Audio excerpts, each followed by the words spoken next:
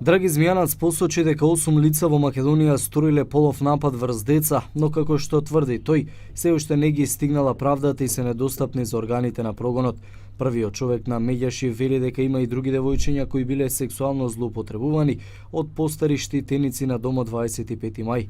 Според него пропусти има во системот, кој мора да претрпи измени, особено во законската регулатива. Министерството за труд и социјална политика да малце подлабоко проработи, да пронајде и други сторители, да направи истражување и истрага и на поранешни штитенички, за да нема застарување на делото од полов напад на дете. Бараме воведување на така наречениот Марин закон, нема застарување полов напад на дете под 14 години и тоа треба да биде во законската легислатива.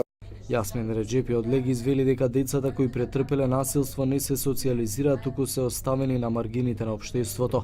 Тој вели дека постојано треба да се прават контроли кои ќе наблюдуваат работата на штитениците во домот. Многу малку се потсетуваме на нив и како такви, како заборавени, и оние луѓе кои што работат со нив се заборавени. Значи нема контрола не се прават психолошки тестови на нив, не се работи за да се организираат семинари, за да се види нивното ментално здравје, бидејќи не секој е способен и може да работи со деца.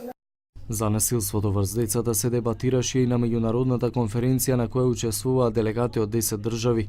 Половина од децата во светот искусиле физичко, психолошко или сексуално насилство. Затоа е потребно борба на граѓанскиот сектор, институциите и религиските заедници.